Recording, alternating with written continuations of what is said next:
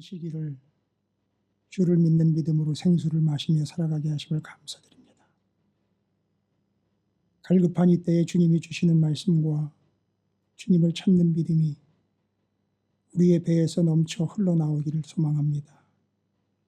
이미 충분히 부어주시고 먹여주시고 흘려보내주신 은혜가 크기에 아버지 하나님께서 샘으로 허락하신 이 찾으시는 교회, 찾으시는 샘을 통하여 생명수를 그 깊은 반석에서부터 끌어올리셔서 우리에게 공급해 주시는 걸 감사드립니다. 죽어가는 이들에게 나눠줄 수 있게 하시고 함께 찾아와 구하는 바를 얻게 하여 주시옵시며 생명을 누리게 해 주시옵소서. 죽어가는 이들에게 주의 생명수를 허락해 주시고 말씀이 진리가 되어 그 자유를 누리게 도와주시옵소서. 오늘 우리는 코로나와 사회적 환경과 여건의 제약들 속에서도 주님을 예배하는 일에 자유코자 또 하나님만을 바라보고자 온전히 예배의 자리에 섰습니다.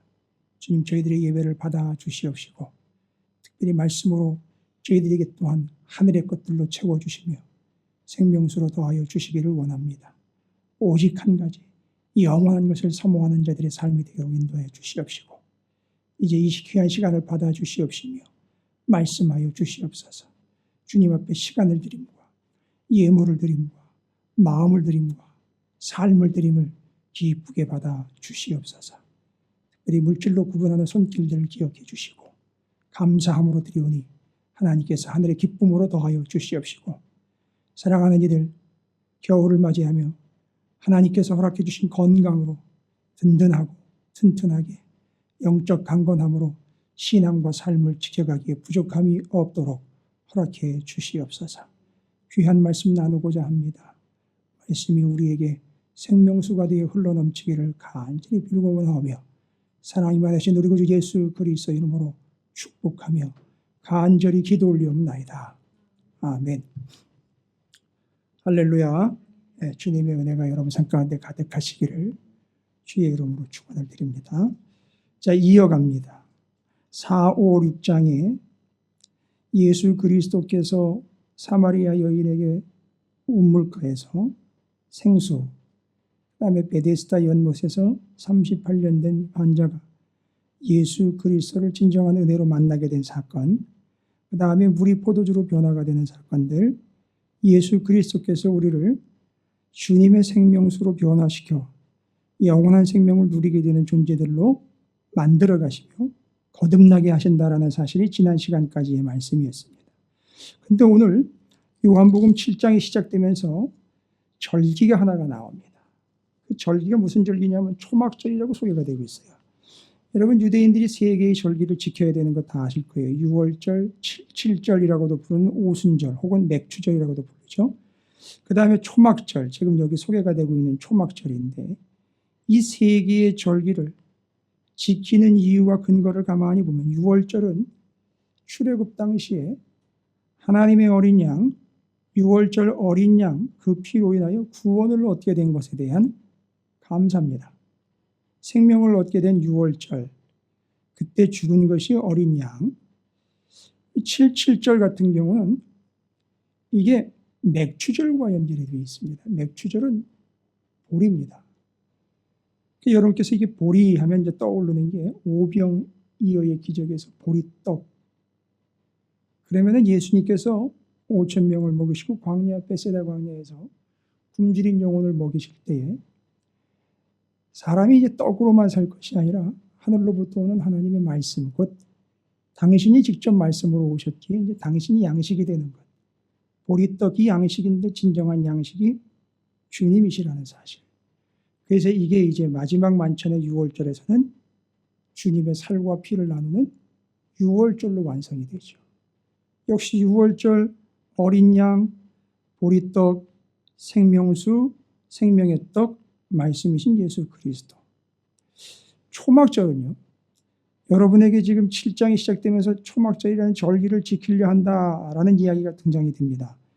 초막절은 유대인들이 광야 40년 동안 하나님의 인도를 받아 약속의 땅으로 들어갈 때까지 인도를 받아서 그 사막의 한가운데를 횡단하면서 하나님의 먹여주심과 하나님의 보호하심을 경험했던 것을 기념하는 절기로 초막을 짓고 일주일 동안 초막 안에서 삽니다. 집이 있음에도 불구하고 그때를 기억하는 거죠. 그런데 제가 이 절기를 이렇게 살펴보다가 요한복음 7장에 초막절이 등장을 하면서 왜 이 혹시 초막절이라는 계절, 절기가 7장에 등장하면서 7장 마지막 부분의 생수의 강이 다시 앞에 4, 5, 6장과 연결이 되고 초막절이 또 생수의 강과 연결이 됩니다. 여러분, 광야에서 광야 생활을 할 때 가장 곤혹스러운 것이 무엇일까요? 사막입니다. 물입니다. 제가 이게 항상 물이 필요해요. 목이 마르고 입이 말라서. 그 광야에서 40년 동안 물, 그 다음에 양식. 그래서 양식은 하늘에서 내려오는 만나, 메추라기 등으로 하나님이 먹이셨어요. 물은요, 성경에 보니까 목말라 먹다 죽은 사람은 없다. 기록이 안 남아 있어요. 목말라 죽은 사람이 없습니다. 그 많은 인원이 광야에서, 사막에서 어떻게 했습니까? 하나님이 반석에서 물을 내서 다 마셨어요. 그럼 생각을 해보십시오. 초막절이라는 절기를 지킬 때 광야 40년을 회상하지만 그때 죽을 수밖에 없는 그들에게 생명수를 되어주신 하나님. 왜 하필 요한복음 7장에 예수 그리스도께서 다시 등장을 하시면서 초막절 절기로 나오느냐? 이건 다시 얘기하려고 하는 겁니다. 예수님이 생명수라는 걸 또 얘기하려고 하는 거예요. 그래서 그 반석을 쳐서 반석에서 물이 나왔을 때 그때 그 반석이 교회가 되고 그 반석, 그 위에 세워진 교회, 예수 그리스도, 그분에게서 생명수가 나오는 것. 그래서 7장 앞부분의 1절부터 9절까지가 초막절에 대한 언급을 하고요. 37절부터 뒷부분까지 배에서 생수의 강이 흘러나오리라는 얘기를 다시 하는 거예요. 근데 그 배에서 생수의 강이 흘러나오리라는 얘기를 할 때 37절에 명절 끝날, 초막절 끝날이죠. 명절 끝날에 예수께서 서서 외쳐 이르시되 누구든지 목마르거든 내게로 와서 뭐하라? 마셔라. 나를 믿는 자는 성경의 이름과 같이 그 배에서 생수의 강이 흘러나오리라 하시니 38절에 그 생수의 강이 흘러나오는 이유는 뭐 했기 때문에 흘러나오는 겁니까? 37절. 뭐 했기 때문이죠? 그 생수의 강은 자기한테서 스스로 나오는 게 아니죠. 생수의 강은요, 37절에 의하면 뭐 했기 때문에 생수의 강이 나한테서 흘러나오는 거죠. 내게로 와서 마셔라. 마셨기 때문이에요. 그럼 마시는 행위는 뭘로 표현이 됩니까? 38절. 나를 믿는 게 마시는 거예요. 믿는 게 마시는 거라고요.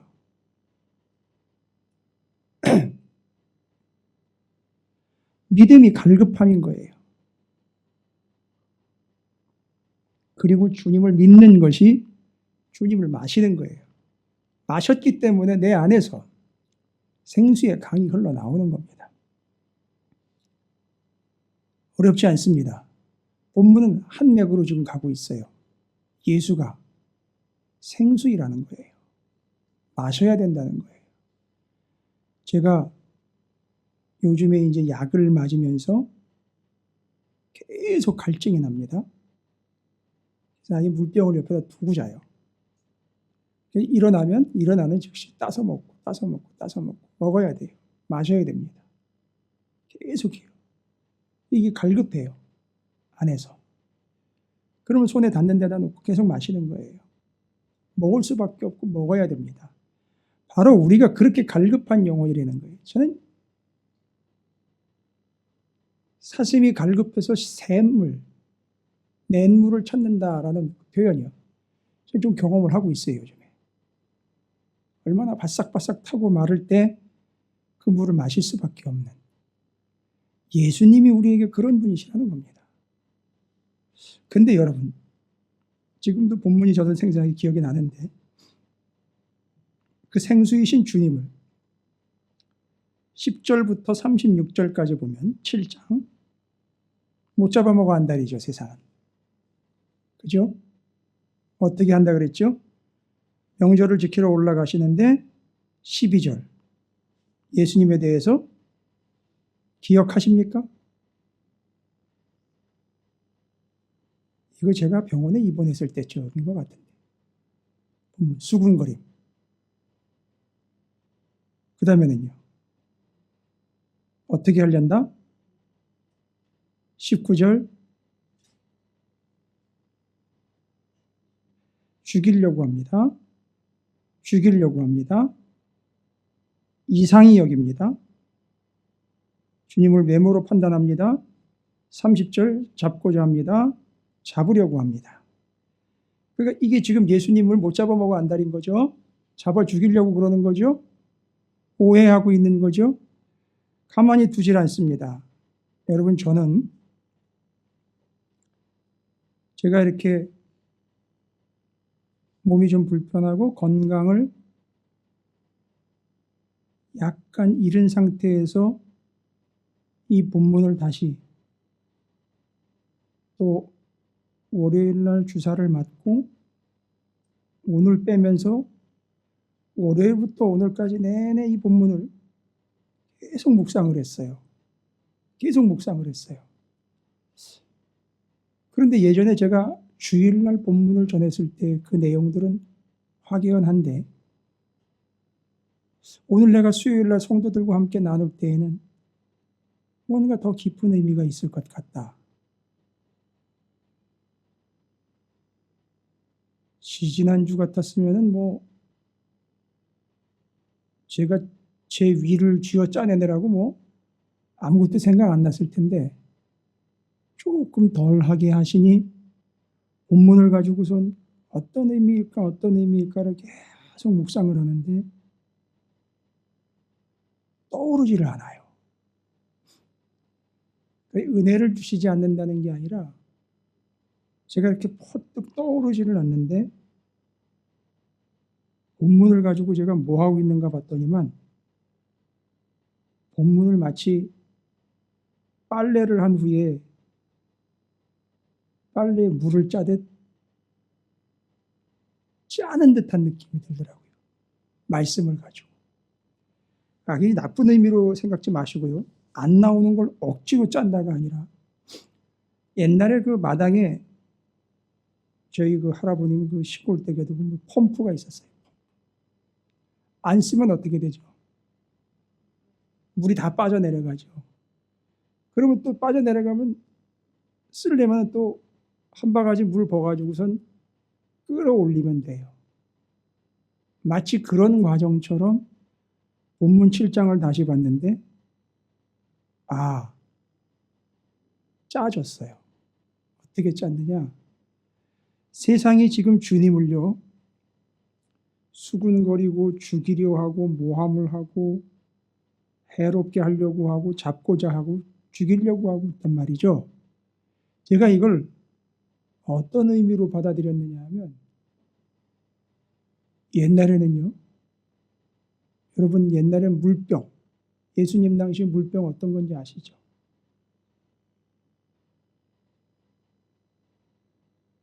양, 가죽. 그래가지고선 갓 잡은 양으로 한 거는 잘 늘어나고 신축성이 있고 오래된 건 딱딱해가지고 거기다가 포도주 담으면 안 된다 그러잖아요. 터지니까. 그 양의 가죽을요 고스란히 벗겨가지고 다리, 그 귀퉁이들 잘 꼬매가지고 그걸로 바로 물주머니를 만들었어요. 제가 무슨 생각이 들었느냐 하면 세상이 예수님을 못 잡아먹어 안달일 때 바로 뭐 하는 건지 아세요? 세상이 그 생수 주머니를 계속 쥐어짜는 거예요. 핍박하는 것 같죠. 그 생명수가 담긴 예수를 쥐어짜는 거예요. 그러니까 어떻게 돼요? 그 주머니에서 생수가 나오는 거예요. 그러니까 그걸 영혼들이 먹는 거예요. 제가 얼마나 큰 은혜를 받았느냐 하면 예수를 믿는 사람들, 선교사, 목사, 교회를 세상이 못 잡아보고 한달 쥐어짜면 짤수록 여기선 더 귀하고 고결한 생수가 흘러가게 돼 있어요. 지금 코로나19 겪고 있는 교회의 상황들이요. 무슨 상황인지 아시죠? 더 진액을 짜내도록 세상이 우리를 쥐어짜고 있는 거예요. 짜증내지 마세요. 그럴수록 교회에서는, 성도들에게서는, 말씀에서는 더 진리와 생명과 생수가 흘러나게 돼 있다는 거예요. 지금 그런 과정인 거예요. 무슨 말씀인지 이해가 되시겠습니까? 그래서 그 중간에 예수 그리스도를 못 살게 굴고 있는 바로 그 본문이 예수를 쥐어짜는 거예요. 비유를 이해하십시오. 저는 이런 은혜도 받았어요. 아이를 잉태한 산모가 아이의 젖을 먹이기 위해서 젖을 짜는 것과 같은 행동이라고 볼 수 있어요. 예수님은 우리에게 그런 분이에요. 그걸 우리에게 먹이시고 세상에 뿌려주시는 거예요. 그게 교회의 본분입니다. 그래서 우리가 당하는 고난은 하나님의 쥐어짬일 수 있어요. 왜냐? 거기서 생명이 나올 수 있거든요. 거기서 생수가 나오거든요. 예수를 쥐어짰더니만 인류를 살려내는 그 진한 피가 나와 그 십자가 밑에 있던 이들이 다 구원을 얻었거든요.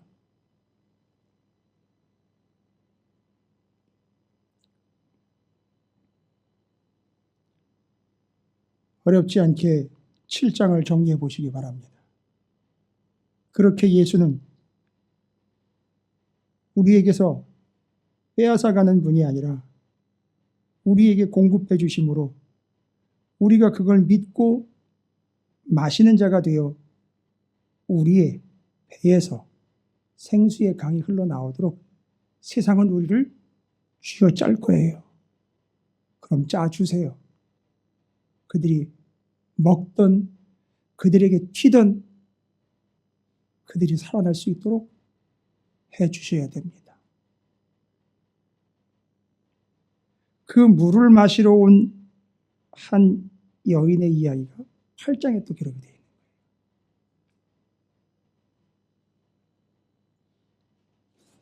거예요. 음행 중에 잡혀온 여자라고 합니다. 이 여자는 음행이라는 더럽고 쓴 물만 마시던 여인이에요. 요즘에 TV를 보면 광고, 선전, 상업성이 아니라 기아와 가난에 허덕이고 있는 지역들의 난민들이나 어린이들을 소개할 때 물을 먹는데 그 쓰레기 침출소에서 나온 그 물 섞여 있는 냇물인데 냇물도 아니가지고 더러운 데서 그걸 떠가지고 가면 먹으면 죽는다는 걸 알아요. 근데 안 먹을 수 없으니까 그걸 떠가지고 가서 가족들끼리 나눠 먹는 거예요. 그런 광고가 나와요. 여러분 어떻습니까? 그거 먹으면 죽어요. 근데 이 음행을 하다 잡혀온 여자는 마치 그 음행이라는 그 더럽고 쓴 물, 죽음의 물을 계속 복용하고 있었던 거예요. 그러니까 예수님께서 이 여인, 내버려두면 죽을 수밖에 없는 여인, 이제 그 여인에게 자 보십시오. 먹이시는 것뿐만 아니라 생수이시기 때문에 주님은 흘러 들어가시기까지 합니다. 무슨 말씀인지 이해가 되실 거라고 믿어요. 흘러 들어가십니다. 이 여인에게 흘러 들어가 이제 이 여인을 먹이십니다.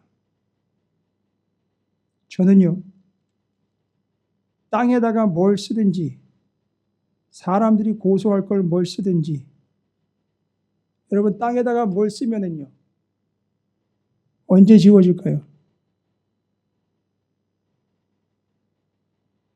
바다 모래에다가 뭘 썼어요. 영원할 것 같습니까?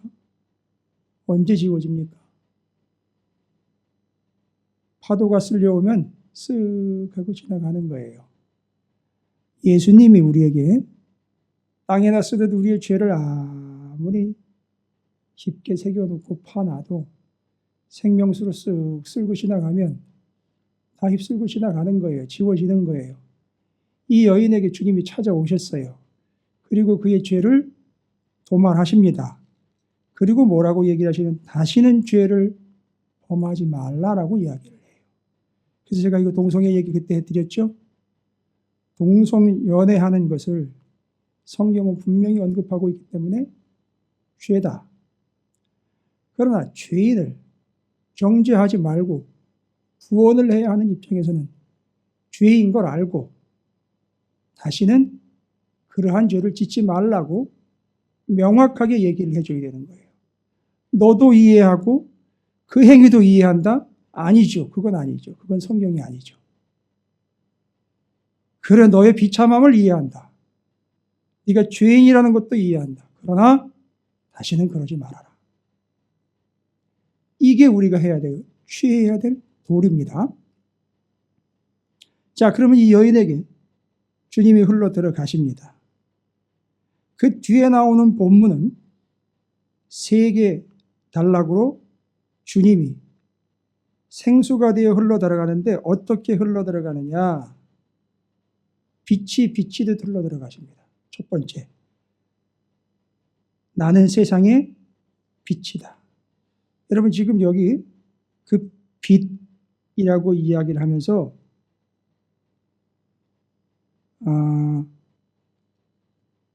본문에 예수께서 또 말씀하여 이르시되 나는 세상의 빛이니 나를 따르는 자는 어둠에 다니지 아니하고 생명의 빛을 얻으리라.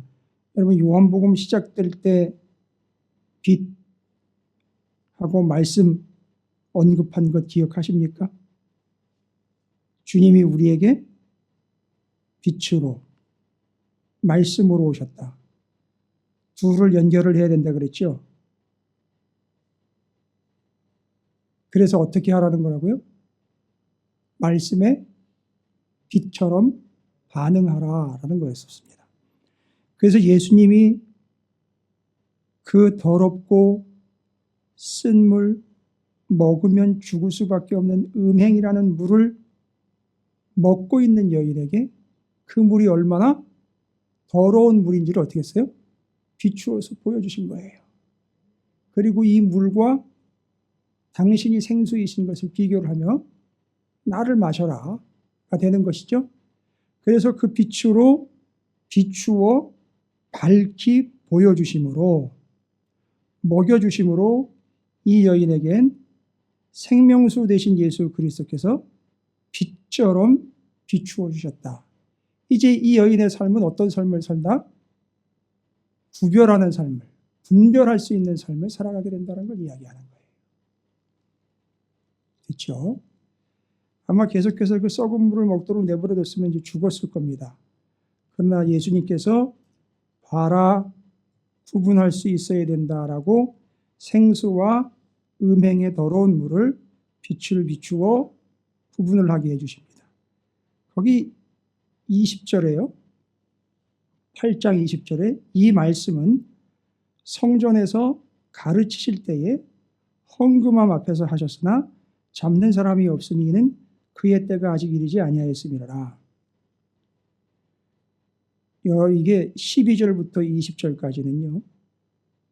예수님께서 바로 이 헌금함이라는 요것 때문에 여인의 뜰에서 그 앞에 있었던 그 여인 있죠? 그 여인의 일 직후에 여인의 뜰에서 예수 그리스도께서 밤이 새도록 마지막 날 저녁 내내 전하셨던 내용이 바로 이 내용이에요. 왜 여인의 뜰이냐면 거기 헌금함이 있죠. 그게 여인의 뜰에 있었던 겁니다. 그래서 가난한 과부의 두 랩돈 이야기 아시죠? 그거를 눕는 걸 볼 수 있는 데가 바로 여인의 뜰이었었어요. 그래서 그 귀퉁이에 헌금함이 있었습니다. 그래서 여인의 뜰에서 밤이 새도록. 그럼 밤이 새도록 말씀을 전하려고 했으니까 뭘 비춰놨겠죠? 빛을 비춰놨겠죠. 그러면서 내가 빛이다. 그 밤에 예수님이 쓴물 먹는 여인에게 생수가 되어 빛으로 비추어 주시고, 그 다음에는요, 샘의 근원에 대한 얘기예요. 내가 가는 곳. 여러분, 내가 가는 곳은 어디일까요? 주님이 가시는 곳은, 거기가 곧 주님께서, 주님이 가시는 곳은 곧 주님께서 오신 곳이죠. 이해가 안 되십니까? 주님께서 오셨던 곳으로 다시 가셨잖아요. 그러니까 주님이 가시는 곳은 곧 오셨던 곳이에요. 그럼 주님은 우리에게 생수로 오셨으니 거기가 샘의 근원이 아니겠습니까? 근데 가는 곳이 어디랍니까?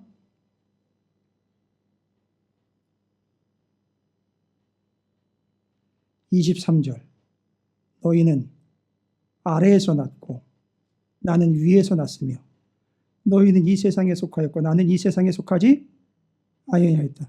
여기서 얘기하려고 하는 게 뭘까요?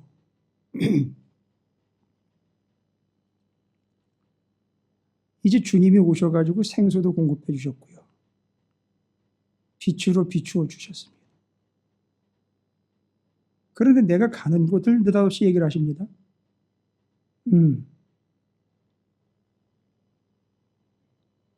그렇죠. 주님이 가실 곳이 곧 우리가 갈 곳이, 우리가 가야 하는 곳. 그러니까 우리는 이 세상에 살고 있지만 뭐 하라는 얘기입니까? 영원한 곳, 하나님의 나라를 바라보며 살아라 이거예요. 땅 쳐다보며 살지 말고 바라보며 살아라. 빛이 또 어디서 왔죠? 위로부터 왔죠. 주님이 거기로 가시니 여기를 쳐다보지 말고 영원한 것 바라봐라. 여러분, 주님을 만난, 앞에 그 생명수로 만난 그 여인은 물론이거니와 앞에서 수많은 사람들이 주님을 만나 고침을 받았고 귀신도 나갔고요. 다 그들에게 하시는 얘기예요. 오늘 우리에게 하시는 말씀입니다. 주님은 내게 오늘도 생명수가 되어서 찾아오셔서 그 생명수가 되셨고 그 생명수로 흘러 들어오셨고 우리가 그걸 마신 자가 되어 분별할 수 있는 자가 되고 바라보는 자가 됩니다. 그리고요 31절 이후로 진리가 너희를 자유롭게 하리라. 여러분, 그 진리는요 생명수 얘기를 하다가 진리는요 말씀이에요. 맞아요. 그 말씀이 되었든 생명수가 되었든 그것이 우리 안에 거하면 진리를 우리가 알게 되고 우리가 그 진리 안에서 자유를 얻게 된다라고 말합니다. 근데 그 위에 31절에 너희가 내 말에 거하면이라고 나와 있어요. 그 말이 내 안에 거하는 겁니까? 내가 그 말 안에 거하는 겁니까?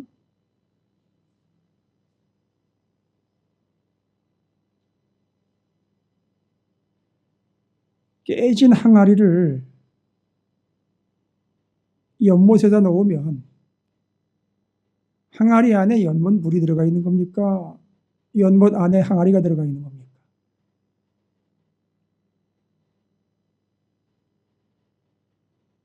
예?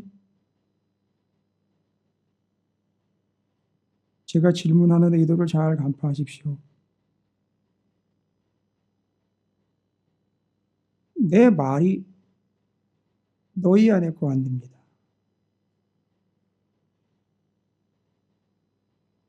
그런데 그 말이 진리가 되어 우리를 자유롭게 한대요. 그럼 그 말이 내 안에 거하는 건지 내가 나를 자유롭게 하는 그 말 안에 거하는 건지. 그럼 말장난 같으세요? 뭐가 맞는 얘기 같습니까? 둘 다 맞는 얘기죠. 여러분이 생수의 강에 빠졌다고 생각을 해보십시오. 생수의 강에, 아니 주님이 여러분을 덮쳤어요. 생수로. 물 안 먹고 배기겠습니까? 물에 빠졌는데. 그죠? 물에 안 뜨겠어요? 그럼 물 안에 있는 거 아니에요? 근데 그 생수가 여러분 배 안으로 안 들어가겠어요? 들어가죠. 같은 얘기예요. 이 생수가 우리를 자유케 한다라는 말이 바로 그겁니다. 그게 우리 안으로 들어오지만 우리가 그 안에서, 진리 안에서 마치 자유롭게 수영을 하듯 자유를 누리게 된다는 거예요.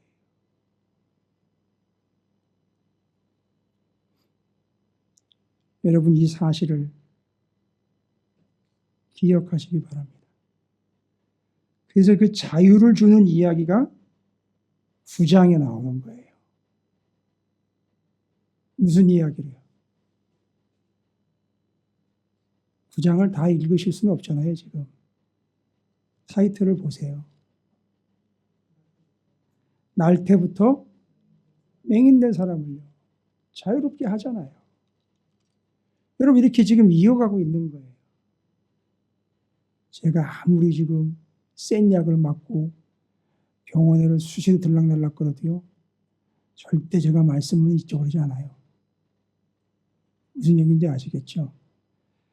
계속 말씀을 쥐어짜기 때문에 이해하십시오. 쥐어짠다라는 건 없는 걸 억지로 내는 게 아니라 나올 수 있는 걸 계속 주물러 짜는 거예요.